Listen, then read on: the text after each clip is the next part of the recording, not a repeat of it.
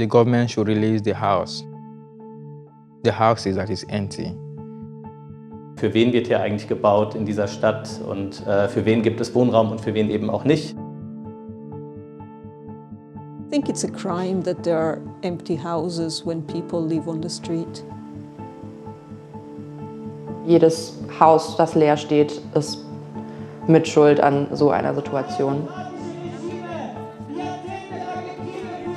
Manchmal hilft es halt nicht nur so viel zu reden und zu überlegen, sondern einfach zu machen.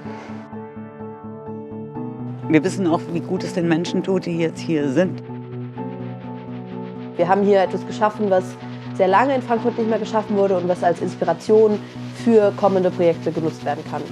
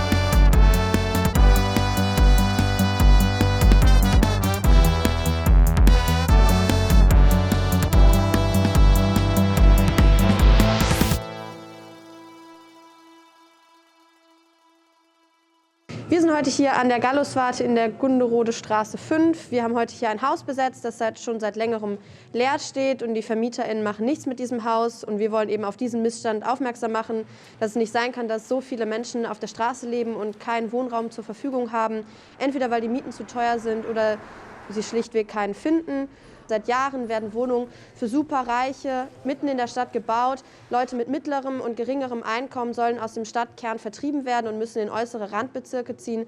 Und damit muss Schluss sein. Wir brauchen bezahlbaren Wohnraum für alle, denn Wohnen sollte kein Luxusgut sein, sondern ist ein Recht für alle. Wir sagen, genug ist genug. Frankfurt braucht keine immer gleich aussehenden Hochglanz-Gentrifizierungsblöcke wie das Quartier Hellerhöfe mehr. Diese Stadt darf nicht noch weiter zur Stadt der Reichen verkommen. Mein Name ist Bastian Schipper. Ich habe hier die Professur am Institut für Humangeografie für Stadtgeografie oder für Stadtforschung. In diesem Rahmen beschäftige ich mich in Forschung und Lehre eben mit Wohnungspolitik, mit Fragen der Wohnungsversorgung, mit Gentrifizierungsprozessen und eben mit wohnungspolitischen oder städtischen sozialen Bewegungen. Gentrifizierung ist ein stadtteilbezogener Transformations- oder Veränderungsprozess, der eben in der Stadtforschung schon seit sehr langem, seit den 60er Jahren beschrieben wird. Und im Kern beschreibt dieser Begriff einen Prozess, wo es zu einer Verdrängung von einkommensärmeren Haushalten aus dem Stadtviertel kommt, die eben verdrängt werden durch Aufwertungsprozesse, beispielsweise durch immobilienwirtschaftliche Inwertsetzungsprozesse, also durch steigende Mieten, steigende Immobilienpreise, oder eben damit man oft verbunden mit stadtpolitischen Aufwertungsprozessen. Also kurz gesagt heißt Gentrifizierung Aufwertung eines Stadtteils, und zwar eine Art der Aufwertung, die zu der Verdrängung der bisherigen Bewohnerschaft führt. Die wohnungslosen Leute sollen endlich Wohnungen bekommen, die sozialen Schwachen sollen Wohnungen bekommen, wir alle müssen uns Wohnungen leisten können. Kein Luxusbau mehr. Von der Stadt Frankfurt fordern wir, dass leerstehender Wohnraum kostenfrei mindestens über den Winter genutzt werden kann, genauso wie dieses Haus. Gleichzeitig fordern wir einen Stopp von Zwangsräumungen sowie Gas- und Stromsperren, damit niemand jetzt über den Winter frieren muss und ihre Wohnung verlieren, zusätzlich zur Inflation und zu prekären Jobsituationen. Und ganz konkret von den EigentümerInnen von diesem Häuserkomplex fordern wir eben, dass die Menschen, die aus ihren Wohnungen vertrieben worden sind, einen gleichwertigen Wohnraum wieder zur Verfügung gestellt bekommen. Das bedeutet, sie zahlen die gleiche Miete, haben die gleiche Anzahl an Zimmern und kriegen eben wieder eine Sozialwohnung zur Verfügung gestellt. Jetzt kommen die Bullen. Oh fuck, Mann. Mhm.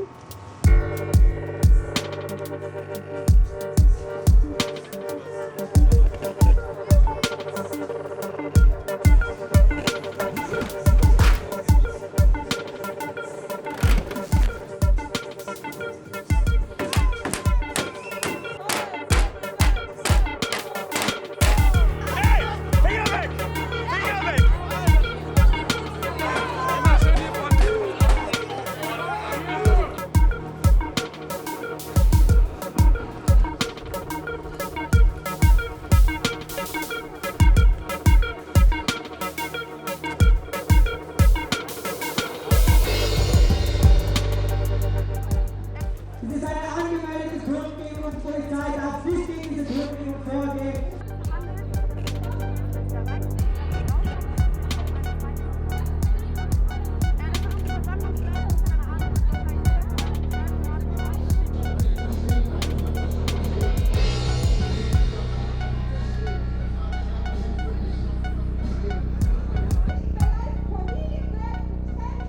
Für uns ist total klar, dass hier mal wieder ein total unverhältnismäßiger Polizeieinsatz stattgefunden hat. Die Einheiten, die hier aufgefahren sind, waren zu keinem Zeitpunkt nötig.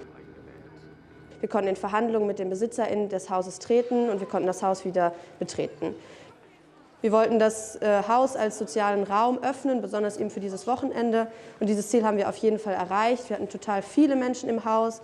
Es sind tolle Gespräche entstanden und wir hatten total gute Möglichkeiten und Chancen, uns mit der Nachbarschaft auszutauschen, über Gentrifizierung zu sprechen, aber auch darüber, was für Projekte wir mit diesem Haus weiter anstellen könnten.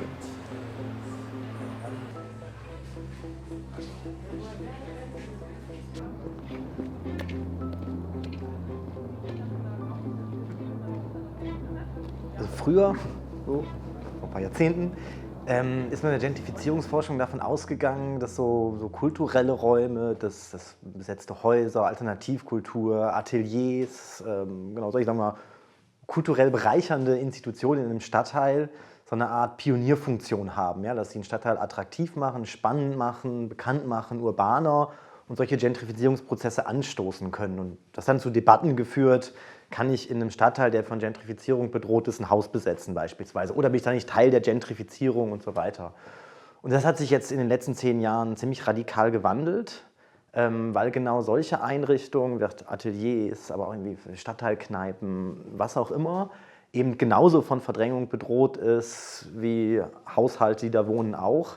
Weil eben der Druck am Immobilienmarkt so groß geworden ist, dass auch diese Objekte, selbst wenn sie, sagen wir mal, mit einem komplizierten Verdrängungsprozess einhergehen aus Sicht des Investors oder der Investorin, dass auch diese Objekte verschwinden im Rahmen dieses Aufwertungs- und Gentrifizierungsprozesses. Also dass im Rahmen der Gentrifizierung eigentlich Stadtteile langweiliger werden, ja? Weil genau diese, sagen wir mal, subkulturellen, nicht kommerziellen Orte, wie man sie auch immer beschreiben will, auch mit zu denjenigen hören, die dann schließen müssen, die geräumt werden, die aufgeben müssen.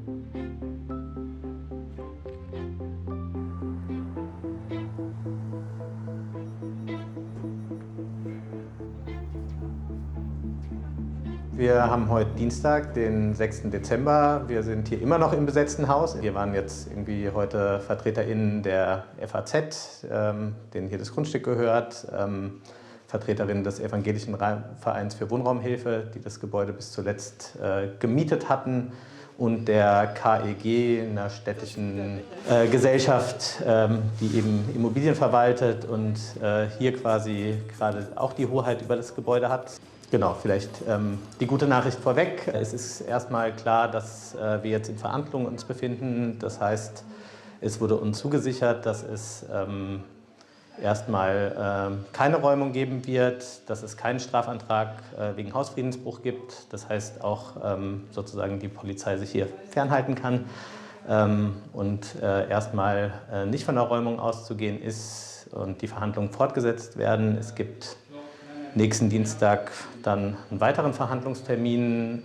Klar geworden ist in dem Gespräch auch, das hier geplante Bauprojekt wird zumindest für die kommenden Monate nicht stattfinden. Trotzdem ist klar, in der Woche wird sich weder die Wohnraumfrage geklärt haben, noch wird sozusagen unser Anliegen sich verändert haben. Das heißt, wir streben eine Lösung auch über den nächsten Dienstag hinaus an. Ja, das ist alles klar. Hier sind schon wieder. Wie jetzt neu.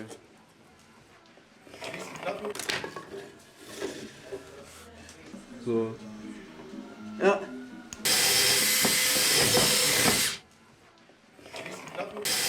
Am Dienstag, den 13.12., waren erneute Verhandlungen von uns hier im Haus mit der FAZ und der KIG. Dabei ist erstmal herumgekommen, dass uns ein Nutzungsvertrag vorgelegt wurde. Und darüber hinaus, was so das Ereignisreichste war an den Verhandlungen, war, dass wir die Forderung eingebracht haben, dass es uns nicht nur um dieses Haus hier geht, sondern auch noch um 3 weitere, die auch aus den gleichen Gründen wie dieses Haus hier, also wegen dem Projekt Hellerhöfe, leer stehen, auch also hier direkt nebenan und dann um die Ecke auf der Frankenallee. Das ist alles benutzbarer Wohnraum, das steht jetzt alles leer über den Winter bis mindestens Ende März.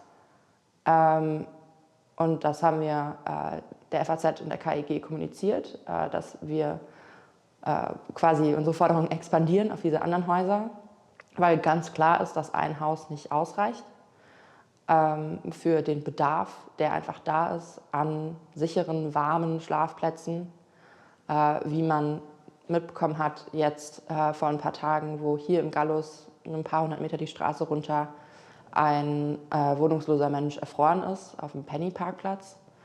Das hätte nicht sein müssen, das war vermeidbar.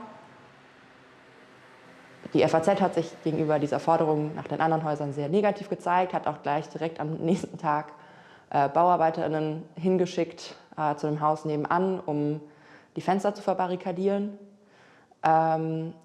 Die KIG war unserer Einschätzung nach da ein bisschen aufgeschlossener, aber im Endeffekt hängt es an der FAZ, ob das passiert oder nicht. Das heißt, wir sind gespannt auf Montag, wenn die nächsten Verhandlungen stattfinden und schauen, wie da unsere Forderungen an den Vertrag angenommen werden und wie wir weiter über die Nutzung der anderen Häuser reden. Heute, am 17.12., haben wir eine Stadtteildemo mit der Jugendantifa veranstaltet. Die Demo war heute auch so eine kleine Stadtteildemo, eigentlich gar nicht so kämpferisch, sondern eher auch freundlich und bürgerinnennah. Und die hat halt vor der FAZ gestartet, weil uns das ganz wichtig war, nochmal im Prinzip hier den Aggressor zu benennen oder die Leute, die im Prinzip halt auch dafür verantwortlich sind, dass dieser Wohnblock hier runtergerissen wird, dass die Leute auseinandergerissen werden und vertrieben werden. Ich sehe auch, wie in den letzten 5 Jahren extrem sich meine Nachbarschaft verändert hat. Und wir haben so eine große Fluktuation. Früher kannte man sich, zumindest vom Sehen her. Heute steht immer wieder eine neue Person da, immer wieder ein neuer Umzugswagen. Das Haus hier hat sich ganz klar gewünscht, eine Stadtteildemo zu organisieren, damit man sich so ein bisschen auch mit den BewohnerInnen connecten kann, damit man noch mal ein bisschen auf die Situation aufmerksam machen kann, damit man halt auch die Wut und die aktuelle Situation der BewohnerInnen auf die Straße trägt, denen Platz gibt, denen Gehör verschafft und denen im Prinzip auch durch diese Veranstaltung eine Stimme gibt. Jeden Tag kommen einfach Leute vorbei. Wir haben mittlerweile viel mehr Ausstellungen auch noch, die andere Gruppen uns hergebracht haben, auch die Geschichtswerkstatt im Gallus zum Beispiel.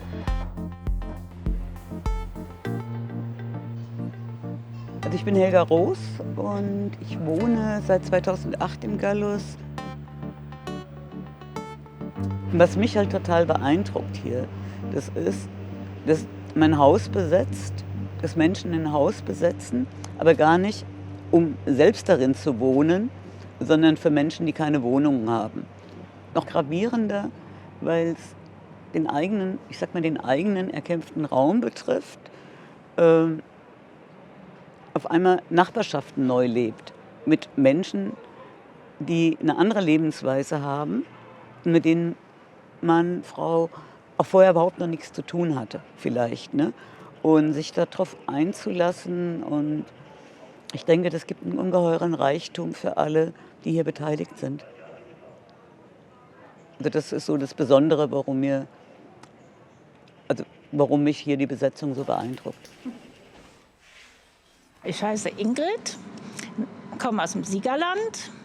Ich bin Christ. Und ja, als ich gehört habe, dass sich hier um Randgruppen gekümmert wird und um Menschen, die einfach nicht wissen, wohin und kein Geld haben, waren wir eigentlich sofort dabei und sagen, gut, dann, wenn dann die Frage kommt, habt ihr vielleicht dies oder jenes, versuchen wir was da zu unterstützen. Und ich finde das total wichtig, dass sich um diese Menschen gekümmert wird. Also was wir uns vorstellen für dieses Haus, für dieses Projekt, was auch von vornherein geplant war, ist in Kooperation mit Gruppen, die da mehr Expertise und Ressourcen haben als wir, hier Unterkünfte einzurichten, die nicht einfach nur funktionsmäßige Schlafplätze sind, wie eben Notunterkünfte von der Stadt, sondern Orte zum Leben und gemeinsam leben, selbstverwaltet sein für Menschen, die sonst über den Winter keinen sicheren, warmen Schlafplatz haben. Und hier stehen einfach in dieser Straße, in diesem Häuserblock mindestens 4 Häuser leer. Es gibt verschiedene Gründe, warum Wohnraum leer steht.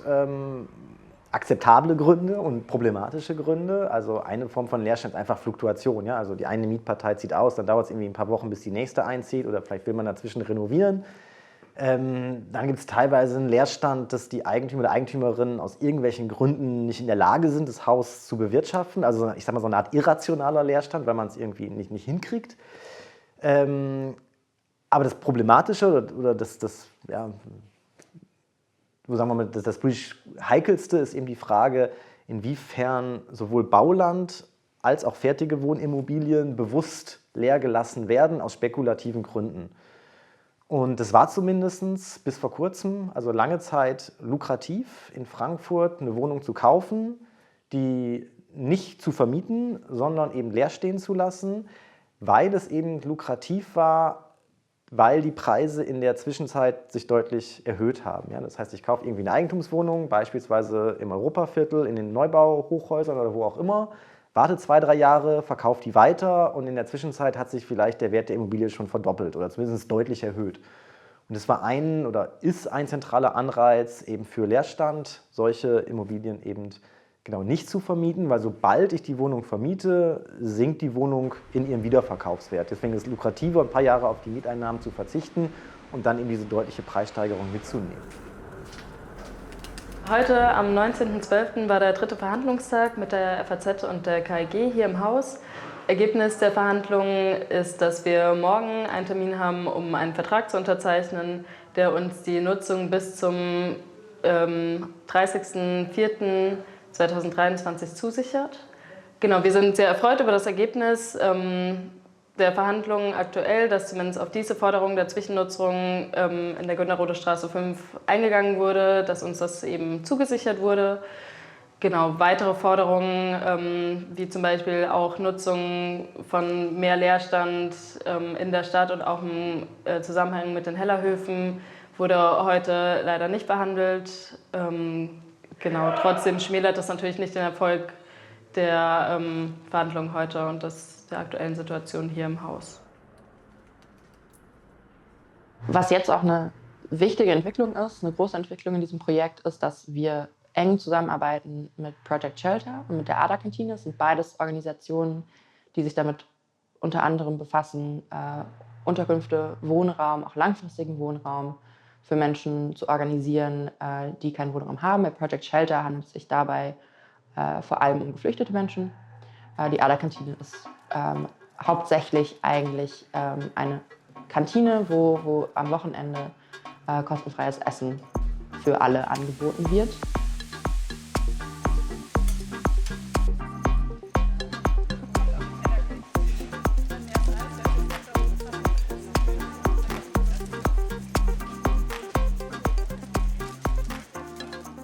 Das ist, glaube ich, so unser innerer Kern, das, was wir hauptsächlich machen. Wir sind geöffnet von Freitag bis Montag und so durchschnittlich pro Tag 100, 150 Menschen, die kommen. Das hat sich auch in den letzten Jahren krass gesteigert. Wir haben, glaube ich, so bei 50, 60 Leuten angefangen und jetzt sind wir dabei, Tendenz steigend. Ich glaube, die ADA ist ganz viel außerhalb des Kochens noch Ja, zum Beispiel kulturelle Angebote dann auch für Gästinnen, um Zugang zu Kultur zu schaffen, weil Kultur kostet halt auch immer sehr viel Geld, vor allem in Frankfurt. Jedes Museum, jede Kulturveranstaltung muss man bezahlen. Wir hatten Impfaktionen, haben wir gemacht damals zu Pandemiezeiten, um vor allem Leute in sozial schwächeren Gebieten zu erreichen und niedrigschwellige Angebote zu schaffen, wo man einfach nur vorbeigehen kann.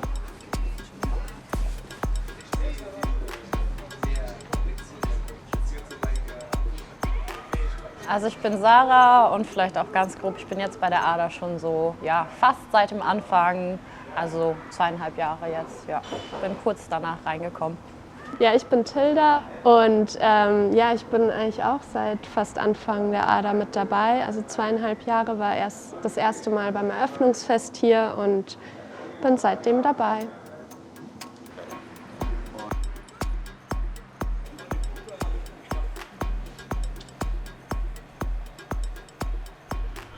Früher war hier in dem Gebäude die Akademie der Arbeit, kurz ADA. Und wir sind eben in den Räumlichkeiten der damaligen Kantine. Also die Akademie der Arbeit ist eine Akademie, die Menschen ohne Gymnasium ermöglicht zu studieren. Und irgendwie dieser Gedanke hat sich auch so weitergetragen. Eben Menschen, die nicht alle Möglichkeiten haben, sich in allen Räumen zu bewegen, irgendwie Zugang zu verschiedenen Räumen zu geben. Und ja, dieser solidarische Gedanke, der dahinter steckt.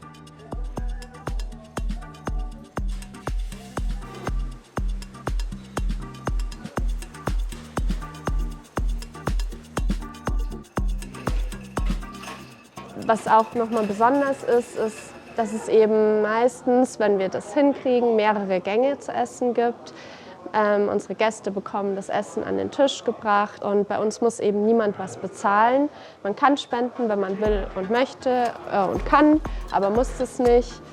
Es soll einfach eine schöne, gemütliche Atmosphäre dabei entstehen, wo man einfach auch mal entspannen kann und ja, ein sicherer Ort auch sein.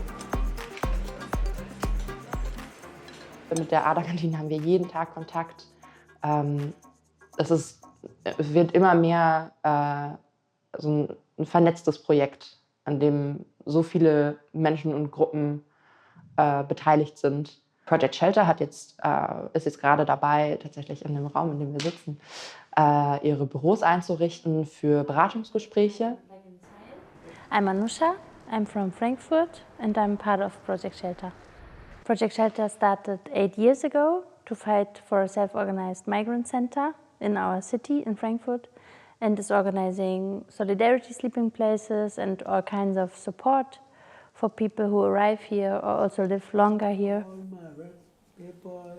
The only thing they said I should bring police thing back. I think that sounds pretty sure. My name is Chris, and I'm from Nigeria, but I flew from Ukraine here. And when I got here, they gave me 6 months stay from the Southern border in Ishstein. So then I met Project Shelter. My first meeting with them was nice, very interesting, and then I had a problem because of my document, because I lost it on my way when I was flying. So they arranged money for me to get the document, which I did the next few weeks. So when I come back to Frankfurt, they also helped me to provide a family who took me in, and I have been with this family since July till now. So since then, I said, okay, and now I'm part of Project Shelter, and I try to do all the activities. I'm available for them anytime they want me, because they really helped me a lot, yeah. Like how I think it's going to be. So we sit in this big room.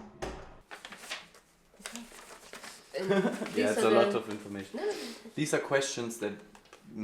I feel like if you're more of high status, people. In our group, we share the strong image that every person should live where they want to live. So we are standing for freedom of movement and for the right to stay.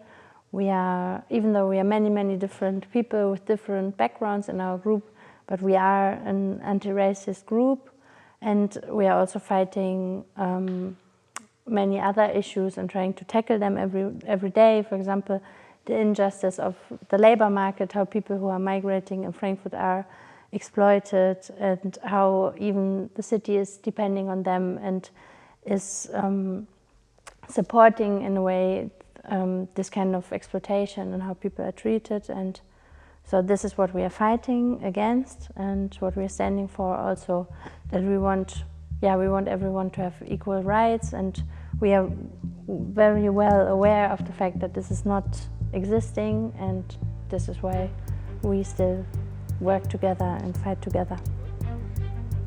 For me, I feel like I'm not alone in the city. Even if I don't have a food or at home, I know I have a place to eat. So I can easily go to other canteen anytime I want, eat something, and go home. So now they're in the house, I also believe that they will be also taking care of the house, people in the house, cooking and doing what they're doing. So there's love, the connection is there.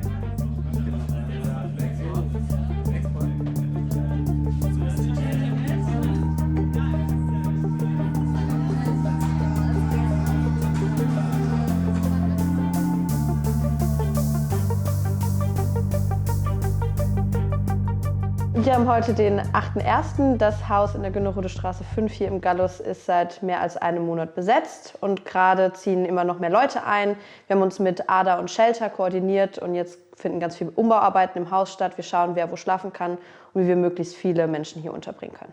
My name is Zohar and I'm originally from Israel. I came to Frankfurt about 7 months ago. Yeah, I live in this house.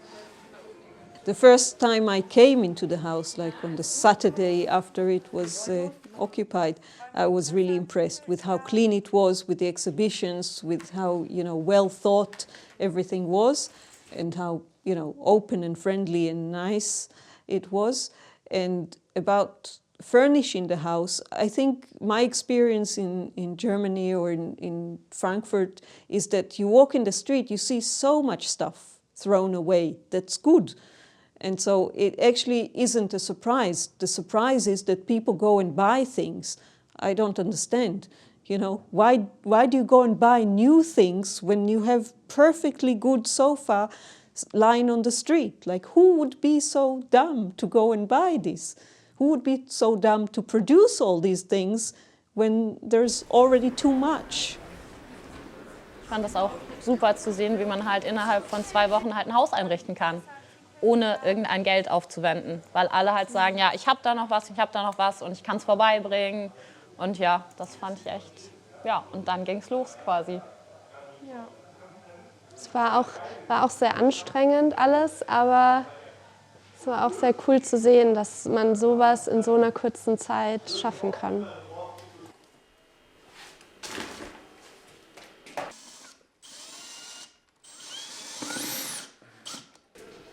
Natürlich so diese politische Situation ganz am Anfang von der Hausbesetzung ist einfach ein bisschen weg und dadurch, dass wir jetzt den Vertrag haben, ist es einfach auch jetzt noch mal eine langfristigere Sache. Und gleichzeitig ist es aber trotzdem so, dass uns immer noch Leute gratulieren zu diesem Projekt und das ist voll schön zu sehen, dass auch weiterhin wird so viel Zuspruch bekommen aus unserem Umfeld und nicht nur eben so aus der Szene oder irgendwie aus so einem HausbesetzerInnenkreis, sondern einfach auch aus bürgerlichen Kreisen. Und das ist auch natürlich für die BewohnerInnen hier total schön, dass irgendwie das Projekt angenommen wird und dass es irgendwie als Teil auch der Nachbarschaft gesehen wird. Ja, und was ich auch super wichtig finde, also wir wollen ja schon auch diesen Grundgedanken, den wir hier in der ADA haben, auch ins Haus tragen und was ja auch dem Kollektiv und auch Shelter sehr wichtig ist, dass es so eine Gemeinschaft wird und man nicht so ein steriles Nebeneinanderwohnen hat und deswegen auch einfach mal hinfahren, da sein und eine Tasse Tee trinken und mal mit den Leuten reden. Ja, was geht gerade so bei dir eigentlich? Wie geht's dir so? Fühlst du dich wohl in deinem Zimmer?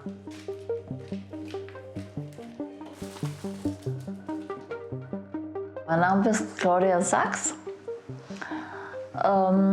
Ich bin durch das Haus aufmerksam geworden. Einmal durch die Banner und dann durch meinen Freund.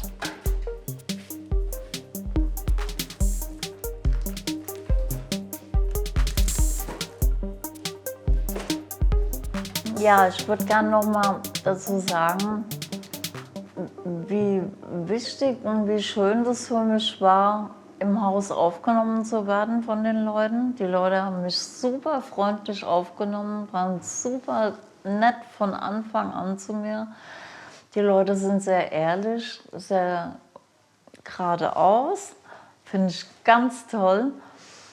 Und ja, der Zusammenhalt ist so toll. Es ist so schön, neue Menschen kennenzulernen und vor allen Dingen zu erfahren, zu spüren, was unsere Jugend für eine Power hat und was da für eine Kraft dahinter steckt. Ich finde es ganz toll und ich werde alles dafür tun, das Ganze mit zu unterstützen, soweit wie es nur geht. Achso, ja, im Kaffee hatte ich das. Und das war gut? Naja, komm. Der Kaffee war zu stark. Die rannte jetzt gleich hinterher, ohne dass du es merkst. This is not finished. There is still a little bit of milk. No, let it.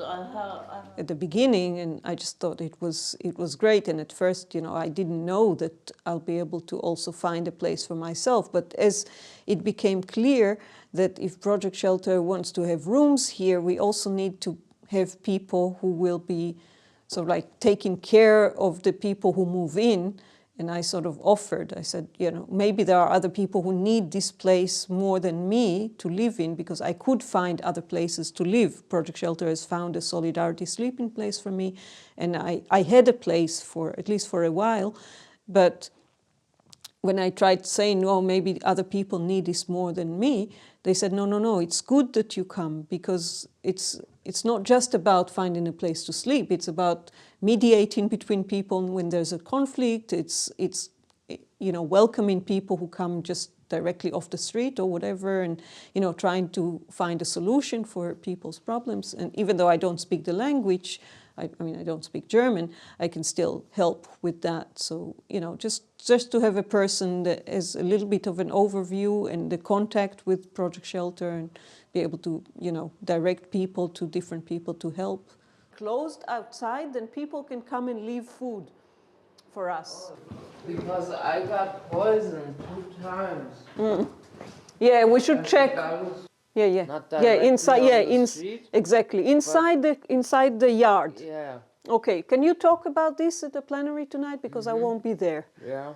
So that it just takes to take this outside, maybe write on it, Fairtyler or something. Yes. Just bought from someone like privately, but then it does not. It shouldn't be just lying here. But is it so good? Smells okay. Should I eat But it? yeah. Wir als Kollektiv werden erstmal so weiter bestehen, mindestens bis zum Abriss von diesem Haus, einfach weil wir jetzt natürlich hier fest in der Orga beteiligt sind.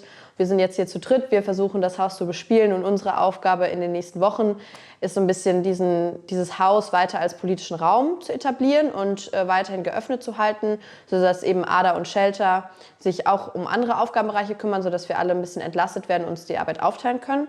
Und das funktioniert soweit auch ganz gut. Und natürlich sind wir jetzt auch damit beschäftigt, uns als Kollektiv neu zu sortieren, irgendwie weiter politischen Druck auszuüben, weil natürlich unser Ziel als Kollektiv auch eine langfristige Veränderung in der Stadtpolitik ist. Die Menschen aus der Günderrode 5 haben ein Stück weit vorgemacht, wie man es machen kann. Das ist vielleicht nicht das Konzept, was sich jeder so vorstellt, wie man das machen, weiß ich nicht, wie man das macht. Ich finde es total sympathisch, weil die Menschen einfach gezeigt haben, wir haben ein Gebäude, die haben gesagt, das ist unser Haus, es steht leer und wir machen daraus was. Und was sie daraus gemacht haben, ist wundervoll. Also das muss ich wirklich einfach so sagen. Also sie haben dem Project Shelter, das seit Jahren ein Zuhause gesucht hat, ein Zuhause gegeben. Es sind nicht viele Schlafplätze zum Schluss geworden, aber es sind weit mehr, als diese Stadtpolitik über Jahre für sie ermöglicht hat. Es ist eine Form von Selbstverwaltung, wo Menschen miteinander darum ringen, wie es weitergehen kann. Und sie haben Nothilfe für Wohnungslose geschaffen, die wir so in der Form in Frankfurt auch selbstbestimmt für die Betroffenen auch nicht vorfinden.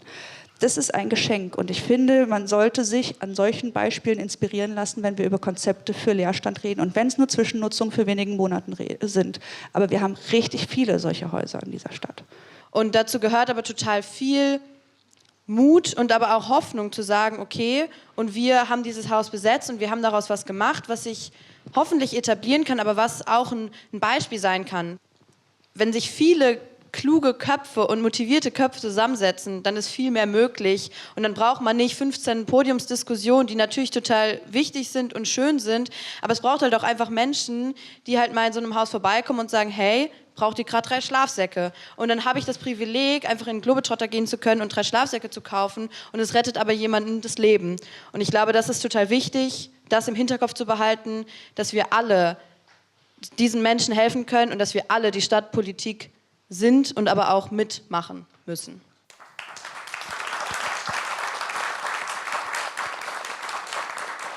Also Hausbesetzung, das betrifft jetzt die Hausbesetzung im Gallus ja auch, sind ja erstmal immer irgendwie prekär. Ja? Also entweder ist man beständig räumungsbedroht oder hat eine befristete Nutzung oder wie auch immer. Und da kann man natürlich vielleicht die Frage stellen, warum macht man das überhaupt? Aber in der Stadtforschung gibt es viele Arbeiten, die sich intensiv damit beschäftigt haben, also mit der Frage, wie Hausbesetzung eigentlich auch Stadtentwicklungsprozesse dauerhaft prägen. Ja? Ob schon man vielleicht am Anfang den Eindruck hat, man bleibt jetzt irgendwie nur ein paar Tage, ein paar Wochen oder so drin. Und sagen wir, die prominentesten Beispiele sind zum einen eben der Häuserkampf im Frankfurter Westen in den 70er Jahren, wo eben die Hausbesetzung letztlich und die ganzen verschiedenen Hausbesetzungen, die es gab, dazu geführt haben, dass eben dieser Altbaubestand nicht abgerissen werden sollte. Also die Grundidee war ja, das Westend mehr oder weniger komplett abzureißen und durch Hochhäuser zu ersetzen.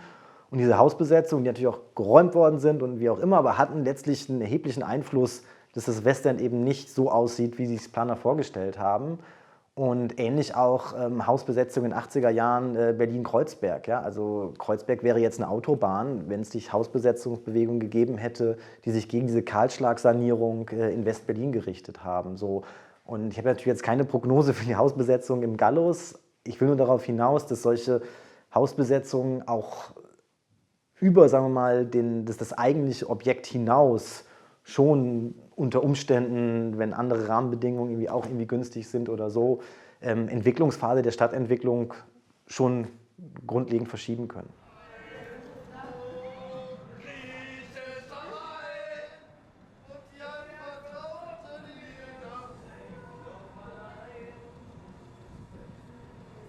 Heute ist der 4. Februar 2023. Aktuell wohnen um die 20 Leute im Haus, würde ich sagen. Ungefähr 10 bis 15 davon sind Menschen, die vorher wohnungslos waren. Der Rest ist ein immer wechselnder Bestand an Menschen vom Kollektiv. Das Besondere an diesem Haus ist ja für vor allem die Menschen, die vorher wohnsitzlos waren, diese Möglichkeit, dass sie jetzt ein eigenes Zimmer haben. Manche Menschen wohnen zu zweit in einem Zimmer, aber auch nur aus eigenem Wunsch heraus. Aber ein eigenes Zimmer zu haben mit einer Tür, die man zumachen kann. In den allermeisten Fällen gibt es ein Schloss. Das ist was ganz Besonderes für viele Leute, weil wenn man eben auf der Straße wohnt, wenn man in Notunterkünften wohnt oder in Projekten, die Menschen, die einen Wohnsitz brauchen, helfen, da hat man kein eigenes Zimmer. Today at the German class, there's this Syrian woman who was telling her story about how she came, and for months she was just moved from one Sporthalle to another, and to hotel, and to this, and all these things. And I think it's so different when it's an institution that tells you go there and go there. The living conditions are not better, but you have no control over your life. And here we actually try to teach people it's your house. You can decide. It's what you do with it that will be. You know, it's not something that, oh, somebody else is in charge and they tell you what to do. Okay, so this is my little project for the summer. You can just see the soil, but I really hope there's enough sun here. We'll see. Okay. Wir haben gerade ein Haus, wir wollen weiterhin ein Haus, wir wollen das irgendwie zusammen machen und wir wollen, dass genau diese Gruppen, weil ja alles sind Gruppen, die irgendwie in der Stadt keinen Platz finden, dass dafür Platz geschaffen wird. Und damit haben wir einfach super die gemeinsame Grundlage, an Dingen zu arbeiten, weil das ist was, wofür wir alle kämpfen und wohinter wir alle stehen. Und ich glaube, das ist ja auch was, wieso wir jetzt gerade alle bei diesem, das ist ja nicht zufällig, dass wir jetzt in diesem Hausprojekt in dieser Stadt Frankfurt so zusammengekommen sind. Das kommt ja auch, weil wir genau danach alle streben und genau das alle wollen. So. Sometimes I keep asking myself, when I see a lot of people, then I ask if the government are not seeing them. What image are they putting out there for the world to see? You know, people sleeping outside, because I can't imagine sleeping outside in this time. It's my first time witnessing cold weather. In my country, we don't have cold weather. So if someone sleeps outside, maybe it feels like. But here, it's very cold, very, very cold, and people are sleeping outside. People find themselves in such precarious situations because it's a predatory society. If it's a more caring society that sees the person, sees their needs, and just affords them a place where they can contribute, people will do this. So yeah, recognize that we are all humans, we all have failures, and we all have things to give to society. And you should just allow this to happen rather than squeeze people into a situation where they're helpless and they can't even take care of themselves. Right now, people are feeling comfortable, you know, having this place for 4 months. So what happened after 4 months?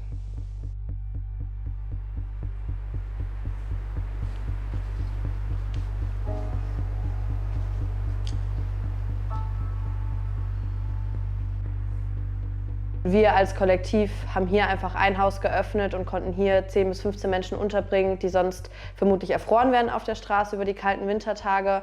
Und das ist einfach total absurd. Und das muss nicht passieren. Und deswegen geht unser Kampf gegen Gentrifizierung und Obdachlosigkeit und Wohnungslosigkeit weiter. Und wir werden weiterhin das staatliche System dafür anprangern, dass es eben das möglich macht, weil niemand muss auf der Straße schlafen, vor allem nicht, wenn es so viele leere Häuser gibt. Sobald wir hier rausgeschmissen werden, damit das Haus abgerissen werden kann, das wird dann Ende April sein, sind wir schon in Verhandlungen mit der Stadt, mit der KEG, über ein alternatives Objekt. Das ist immer ein bisschen schwierig, weil diese ganzen Objekte teilweise baufällig sind, beziehungsweise da müssen Sachen gemacht werden, so müssen Dächer repariert werden und so. Die sind auch teilweise nicht unbedingt geeignet, um das zu realisieren, was wir machen wollen, weil wir wollen nämlich weiterhin diese Kombination an politischem Raum, gemeinschaftlichem Raum und Wohnraum für Menschen, die den brauchen. Das wollen wir weiterführen, aber an einem Ort, an dem wir lange bleiben können. Ich wünsche mir für das Haus sehr, dass wir ein neues Objekt bekommen im Anschluss, am besten direkt im Anschluss, dass wir direkt dahin umziehen können. Ein viel größeres Haus natürlich, damit noch mehr Menschen da drin wohnen können und diese Gemeinschaft noch größer wird. Und ich wünsche mir für die Ada, dass die Ada bleibt und dass die Reichen dafür bezahlen. Ja. The demand, for me, the demand is not high because they are not using the buildings. So they should give it out for people to sleep. Yeah. Hopefully we can continue even after April, somehow, somewhere, whether we get given a house or we occupy another house or